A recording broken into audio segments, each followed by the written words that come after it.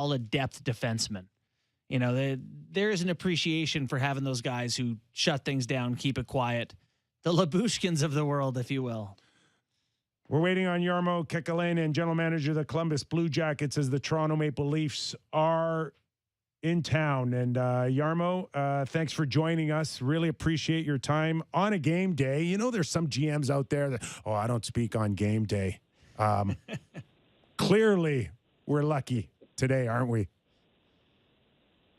Certainly we are. Yeah. Well, I'm not going to score any goals or even block any shots.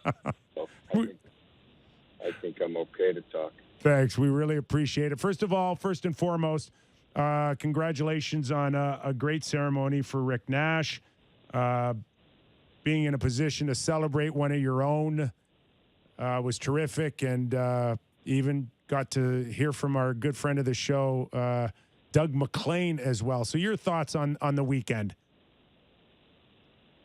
Oh, I thought it was great. I think it would have been perfect if we somehow were able to score the winning goal there in the overtime or in the shootout. But Boston was better that night. But other than that, it was an almost perfect night. That's awesome. Yeah, it was a wonderful ceremony for a great player, and obviously meant a lot to the franchise there. Looking at the Blue Jackets and where they're at this season, how have you felt with your team's performance versus expectations? Sitting in ninth right now in the East, you guys above or below where you thought and expected to be? Well, what we expected internally was that we will compete for a playoff spot, and I think that's what we've done. Mm-hmm. That's why we called it a reset, not a rebuild, when we did what we did in the off season and then before the deadline last year. We felt that we have some strong core pieces here, young ones too, that we can build around with our young new players, and some of them even not here yet. I would say it's been a bit of a roller coaster, but with some highs that may be a little bit higher than expected, and some of the lows have been a little bit lower than we expected too. But overall, I think that we still got a chance to make the playoffs, and that's always the goal. But I think that the Blue Jackets will be a dangerous team in the next couple of years. 10 points out. You're the first team knocking on the door, which means that you're good enough to not be, say, horrible like a few others in the East who unfortunately were out as early as end of November, but not necessarily good enough, as you said, maybe to make the playoffs. Is that hard now, going 2 weeks into a trade deadline? Would it have been easier to be one of those teams where that there might be more work when it comes to who stays and who goes? Where are you on that cusp line? I think we're going to be, with the big picture in mind, we're only going to make moves that are going to make us stronger, not only this year, but into the years to come. So that hasn't changed, or wouldn't have changed even if you were 4 points out or 3 points out of the playoffs. We're building. We did the reset so that we can build this the right way and be a Stanley Cup contender in the near future, and that's going to take a little bit of time, a little bit of patience. But once we get there, I think we'll be strong for many years. And I don't think there are any shortcuts. I think we did everything we could with the core that we had, that we made the playoffs for 4 years in a row with, but it wasn't good enough, strong enough to win the cup, and that's why we had to do a reset, and we're well on our way. I think I read a quote from you where you're tired of hearing any trade rumors about Patrick Laine. Obviously, guy has been on an absolute tear for you for some time. Where do you guys in the Laine camp stand with free agent status this summer? Oh, we're talking. Yeah.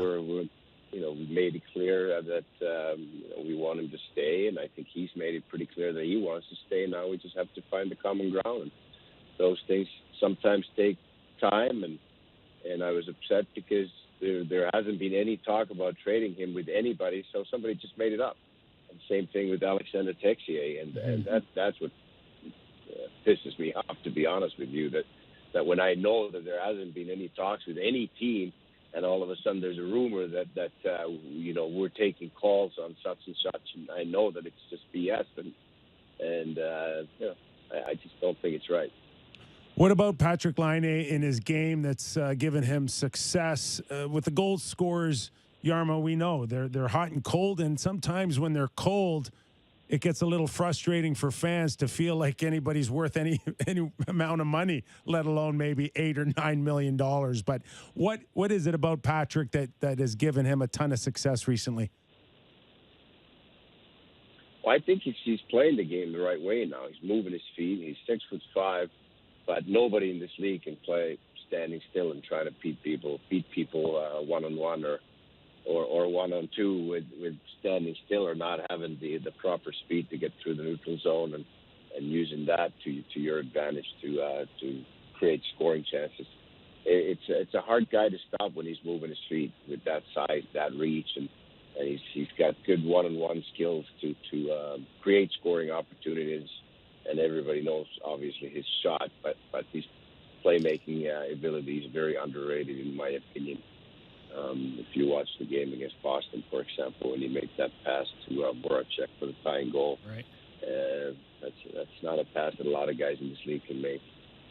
No, he's been nasty on both sides of it for sure. We are primarily a Leaf show here, and so one thing we like to do is get outside impressions of the Toronto Maple Leafs. I'm not sure, you guys saw them fairly recently. What are your thoughts on where the Leafs are at in their progression and hopes to do something more than losing the first round to the Columbus Blue Jackets?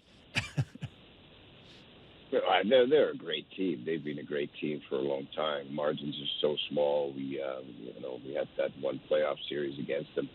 They have a forward group that you can compare to anybody in this league. They're a dangerous team. There's no question about it, and they're maturing too. So, they're going to be good for a while, and they can beat anybody in this league for sure. And the success will come. I'm convinced of that. Another name that currently is with you guys is Max Domi, of course, and there is a contract situation where I believe you'll be an unrestricted free agent. Jarmo, just his progression as a Blue Jacket, and where are you with him, and short and long-term plans? Well, Max is we're 2 weeks away from the trade deadline, and Max has been a bit of like our team, a little bit inconsistent, some real good games and some not so good, but when you get to this stage of your career where you have that chance to be an unrestricted free agent, he has to make decisions. We have to make decisions, and we'll see where we're at in 2 weeks. What have you made of your young guys this year? Cole Simminger been very good. Chinnikov looks like he's had a good season. Where are you at on some of the younger players in the Blue Jackets?